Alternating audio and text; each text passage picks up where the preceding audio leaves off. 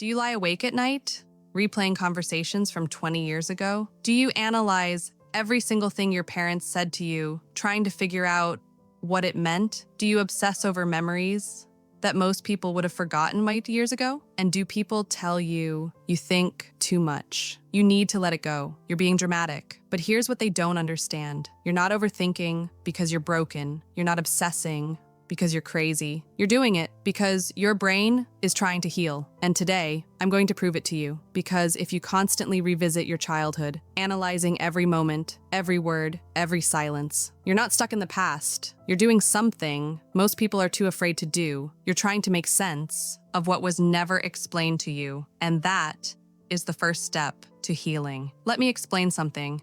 Most people who had a normal childhood don't think about it. They don't replay conversations. They don't analyze their parents' behavior. They don't wonder, was that normal? Because for them, it was normal. Their needs were met. Their emotions were validated. Their childhood made sense. But if you grew up in a home where things didn't make sense, where love felt conditional, where your parents' moods were unpredictable, where you were blamed for things that weren't your fault, your brain never got closure. It never got answers. And now, as an adult, your brain is doing something brilliant. It's going back. It's replaying those moments. It's analyzing those patterns, not to torture you, but to solve the puzzle. Because your child brain didn't have the tools to understand what was happening, but your adult brain does. And that's why you can't stop thinking about it. You're not obsessing, you're processing. And that is how healing begins. So let's talk about the 4 signs that your overthinking isn't a problem. It's proof that you're healing.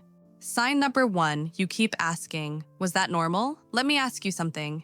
Do you find yourself describing a childhood memory to someone and halfway through you pause and say, wait, was that normal? Or maybe you hear someone else's story and you think, oh my God, that happened to me too. I thought everyone's parents did that. If you do this, it's because you grew up in an environment where abnormal things were treated as normal. Maybe your parent yelled at you for crying and you thought, I guess crying is bad. Or maybe your parent gave you the silent treatment for days and you thought, I guess that's just how people handle conflict. Or maybe your parent made you responsible for their emotions and you thought, I guess it's my job to keep everyone happy. So you grew up believing these things were normal. But now, as an adult, you're starting to see the truth. You're starting to realize, wait, that wasn't normal. That was emotional abuse. Or that wasn't healthy. That was neglect. And that realization can feel crazy because it means your entire childhood might have been based on a lie. But here's the truth. The fact that you're asking, was that normal, means your brain is waking up. It's recognizing patterns.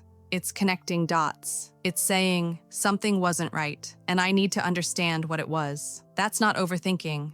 That's awareness. And awareness is the first step to breaking the cycle. Because once you see the pattern, you can't unsee it. And that's when healing begins. Sign number 2, you replay conversations, looking for the thing you missed.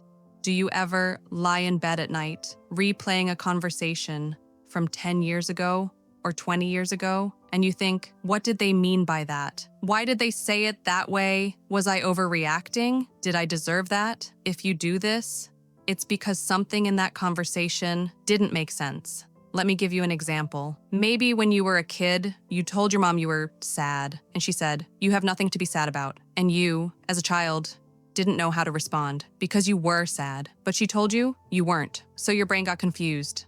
It said, wait, I feel sad, but she says I'm not sad. So what am I feeling? And because that conversation never got resolved, your brain stored it. And now, 20 years later, you're still replaying it, not because you're stuck, but because your brain is trying to make sense of it. It's saying, that didn't make sense. She invalidated my feelings, but I didn't have the words to explain that back then. And now you do have the words. So your brain is going back and rewriting the script.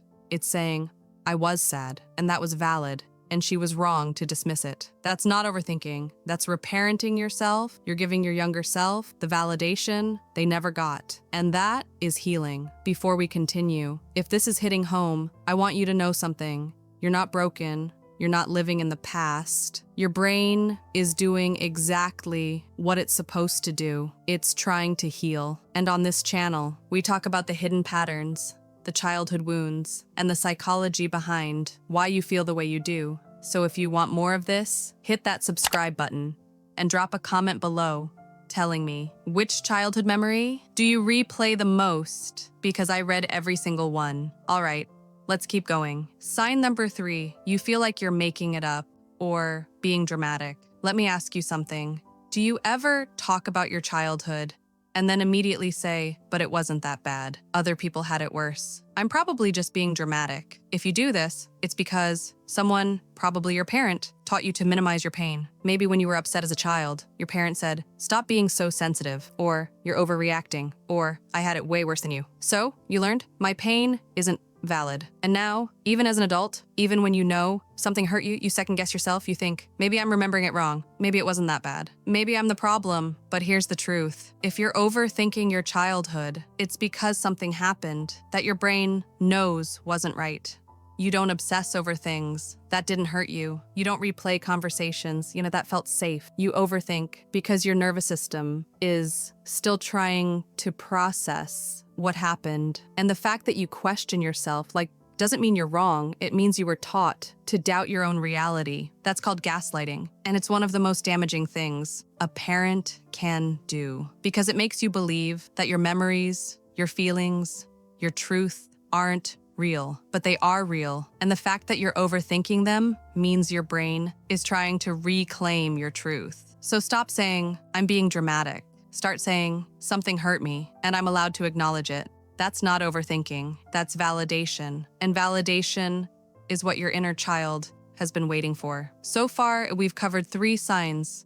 You keep asking, was that normal? You replay conversations, looking for what you missed, and you feel like you're making it up. But there's one more sign that's the most important.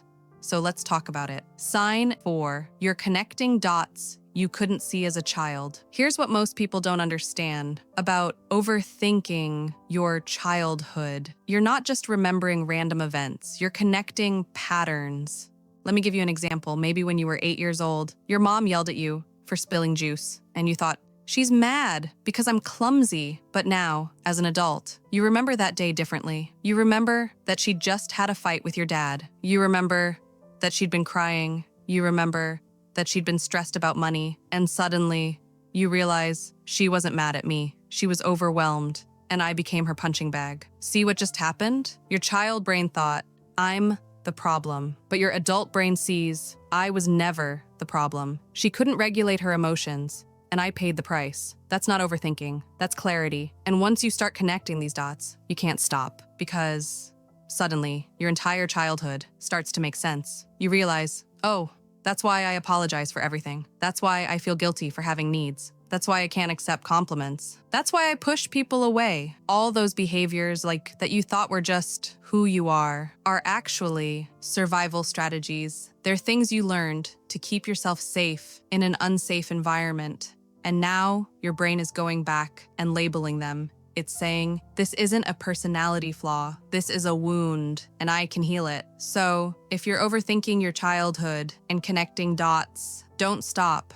Because every dot you connect is a piece of yourself. You're reclaiming what's happening in your brain. So let's talk about what's actually happening in your brain. When you overthink your childhood, there's a part of your brain called the hippocampus. It's responsible for memory. And there's another part called the amygdala. It's responsible for emotions. When something traumatic happens, or something confusing, or something that doesn't make sense, your brain tries to process it. It tries to take the memory and the emotion and store them together in a way that makes sense.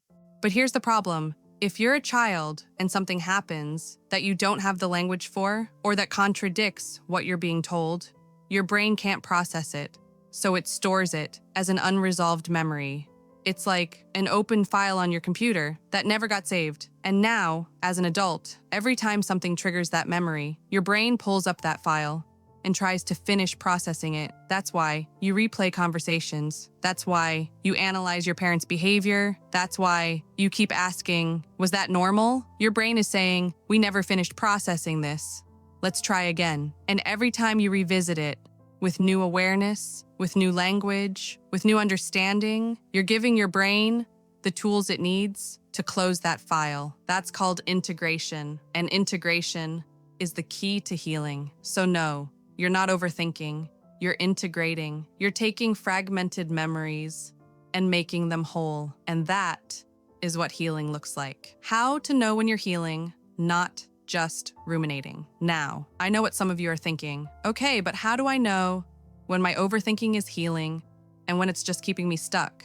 Great question. Let me give you 3 signs. Step 1, ask yourself, am I gaining new insight? Healing overthinking leads to new understanding. You think, oh, I never saw it that way before. Wait, that's why I do this. This makes so much sense now. But rumination just replays the same story with no new perspective. You think, why did this happen to me? I can't believe they did that. This is so unfair. Over and over. Same thoughts, same feelings, no growth. So ask yourself, am I learning something new every time I think about this? If yes, you're healing. If no, you might be stuck. And that's okay. It just means you need support. Maybe a therapist, maybe a journal, maybe a trusted friend. Someone to help you move from rumination to integration. Step 2, are you feeling validation or just pain? When you overthink your childhood and it leads to healing, you feel validation. You think, I'm not crazy, that did hurt, and I'm allowed to feel this. But when overthinking keeps you stuck, you just feel pain. You think, this hurts, and it's always going to hurt, and I'll never be okay. See the difference? Healing overthinking validates your pain and then moves you forward.